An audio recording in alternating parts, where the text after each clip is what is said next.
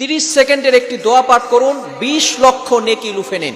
বড় আজীব এক হাদিস, আমি বলছি না, রাসূল সাল্লাল্লাহু আলাইহি সাল্লাম জানিয়ে দিয়েছেন, সহিহ আত-তারগিবের ভিতরে এসেছে, যদি 30 সেকেন্ডের ছোট্ট একটি দোয়া যদি আপনি পড়তে পারেন, সহজ একটি দোয়া, এটা যদি আপনি পড়তে পারেন, আল্লাহ তাআলা আপনার আমল নামায় 20 লক্ষ নেকি দান করবে। বলেন সুবহানাল্লাহ।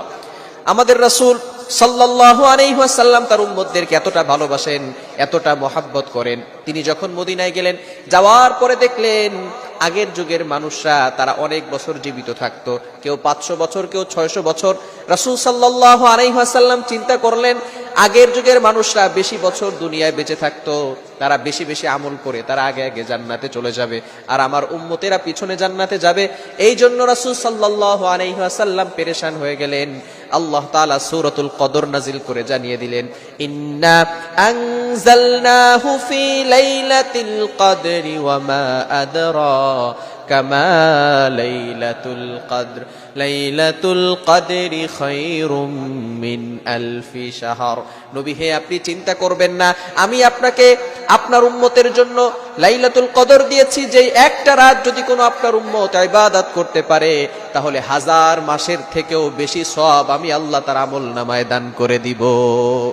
এজন্য রাসূল সাল্লাল্লাহু আলাইহি ওয়াসাল্লামের উম্মতের বয়স কম, তবে ছোট্ট ছোট্ট আমল যদি আপনি করতে পারেন, তাহলে অধিক পরিমাণে আল্লাহ তাআলা আপনার সওয়াব বাড়িয়ে দিবেন।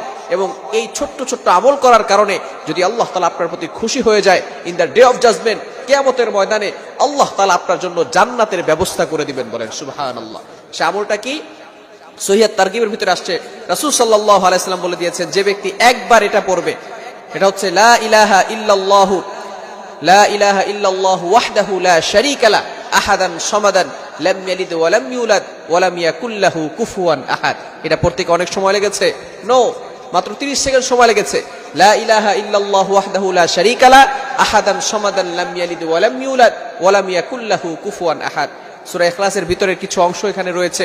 সুতরাং এটা যদি আমরা পড়তে পারি, এতটুকু বাক্যের ভিতরে এতটা ফজিলতপূর্ণ যদি আপনি একবার পাঠ করেন, সাথে সাথে আল্লাহ তাআলা আপনার আমলনামায় 20 লক্ষ নেকি দান করবেন। বলেন সুবহানাল্লাহ। এই বাক্যের ভিতরে আল্লাহ পাক রব্বুল আলামিন তার পরিচয় তুলে ধরেছেন। আল্লাহ তাআলা বুঝাতে চাইলেন, বান্দা তুমি একমাত্র আমি আল্লাহ তাআলার ইবাদত করবে। লা ইলাহা ইল্লাল্লাহু ওয়াহদাহু লা শারীকা লা, সব সময় তোমাকে চিন্তা করতে হবে, তোমাকে এই স্লোগান দিতে হবে, এই ঘোষণা দিতে হবে, আল্লাহ ছাড়া কোনো মাবুদ নাই, আল্লাহ ছাড়া কোনো ইলাহ নাই। লা ইলাহা ইল্লাল্লাহ, আয় আল্লাহ তুমি ছাড়া কোনো সৃষ্টিকর্তা নাই, তুমি ছাড়া কোনো ইলাহ নাই, তুমি ছাড়া কোনো মাবুদ নাই। ওয়াহদাহু, আয় আল্লাহ তুমি এক, তোমার কোনো শরীক নাই। লা শারীকা লা, তোমার কোনো শরীক নাই। আহাদান সামাদান লাম ইয়ালিদ ওয়া লাম ইউলাদ ওয়া লাম ইয়াকুল লাহু কুফুয়ান আহাদ। আল্লাহ তাআলার সন্তানও নাই, আল্লাহ তাআলা কারো থেকে জন্ম নেন নাই।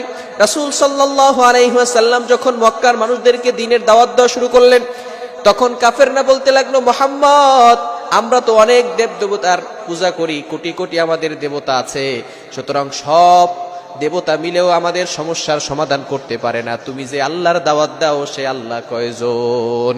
সাথে সাথে আল্লাহ পাক রব্বুল আলামিন সূরা ইখলাস নাজিল করলেন, কুল হুয়াল্লাহু আহাদ আল্লাহুস সামাদ লাম ইয়ালিদ ওয়া লাম ইউলাদ ওয়া লাম ইয়াকুল লাহু কুফুয়ান আহাদ।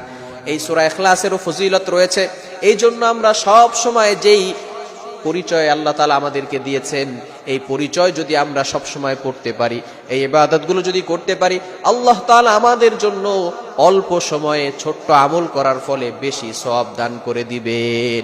এজন্য আমলটা করা যাবে তো ইনশাআল্লাহ। আল্লাহ তাআলা আমাদের সকলকে আমল করার তৌফিক দান করেন। সকলে বলেন আমিন।